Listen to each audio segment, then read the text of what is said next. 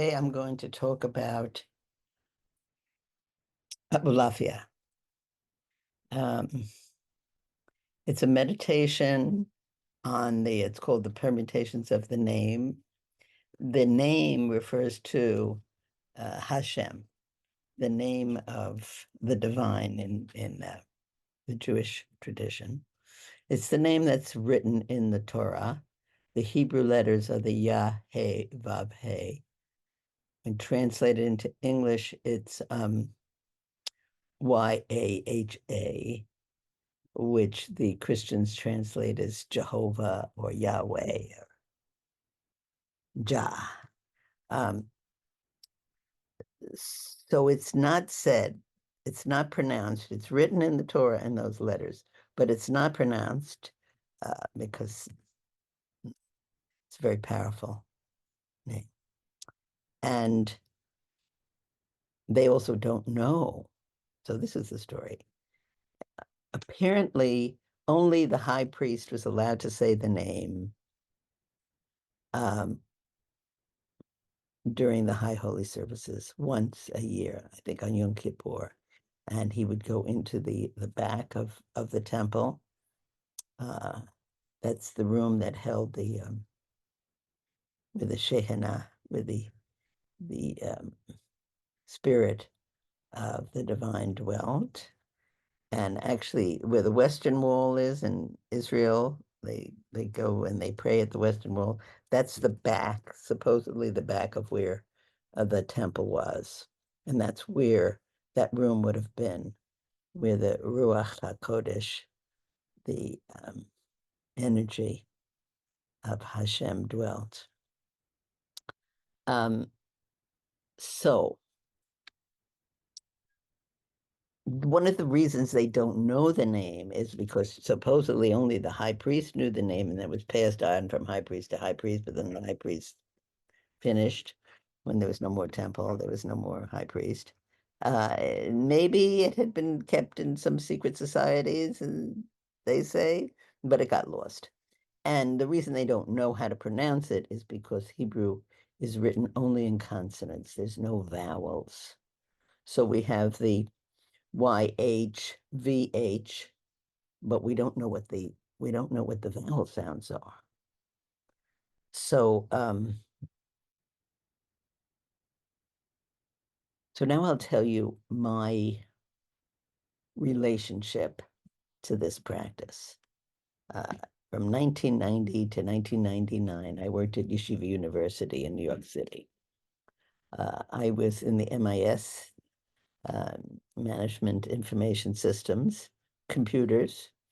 And one of the jobs I had a translation. At that point, there was no program to translate from the Hebrew into the English, but I had that one program that did that.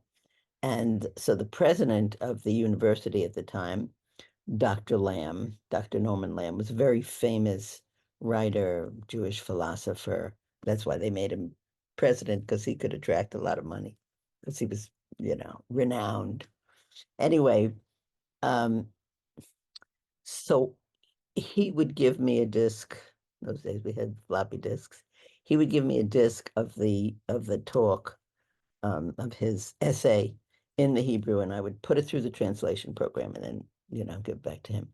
Uh, and of course, every now and then I was like, was not a practicing Jew at all at that time, but I was very curious, always very curious about learning these things. So I remember reading this one essay that he wrote about this mystical meditation that a group of Jews would do during the Middle Ages. And what they would do is they would take that name, which is the four consonants, and they would try every possible vowel combination, permutation. They would permutate the name. So we'd go through um, each of the letters with each possible vowel combination. Well, at that time, I didn't know exactly how you could figure that out. There's 4 or 5 different vowels. There's 4 different, how do you know how long it could take months to go through every possible combination. I really didn't have the mathematics to figure it out, and didn't know the Hebrew well enough. But I thought about it for years, like how fascinating that they would do that. Well, I come to Maui and I get involved in Judaism, and I start reading this book called the Sefer Yetzirah, which is a very old Kabbalistic book. And the Kabbalah is the mystical aspect of Judaism. And this is an old book. There are a number of books for the Kabbalah. The most famous one is the Zohar, but this is not the Zohar. This was written before. They don't know how old it is. It definitely goes to BC, but they don't know. They know, they have some idea because it was referenced to by other people. Anyway, I'm studying this Sefer Yetzirah with a group of other women. And in the in this book, they talk a lot about the letters. So the Hebrew letters, like Sanskrit, it's divine. The letters are divine. And it says in the beginning, what's the word? Maybe that's the Christian part. I bet take that out. Um, and so the letters are the creative energy of creation. So everything has been created through these letters. I think of it in terms of energy, that is energy to sound, right? Ah. And of course, we know, like in the Sanskrit, the Om is the sound of the universal sound, they say. So, in the same way, each of the Hebrew letters, Yah, He, Vav, He, each of those letters have a power.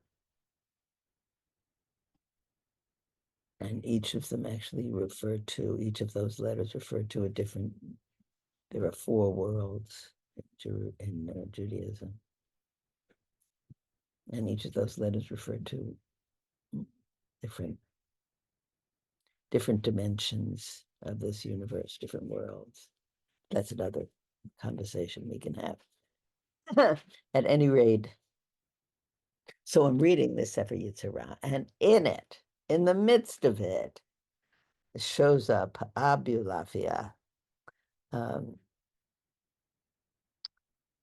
explaining how to do this, his form of meditation. I'm not saying the whole name because that would not be allowed, but I'm saying letter by letter with the different vowels. And I have found it to be an extremely powerful meditation. So I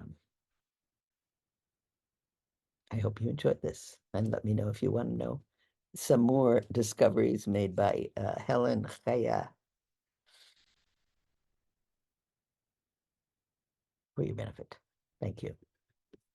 Ahui ho, or shalom.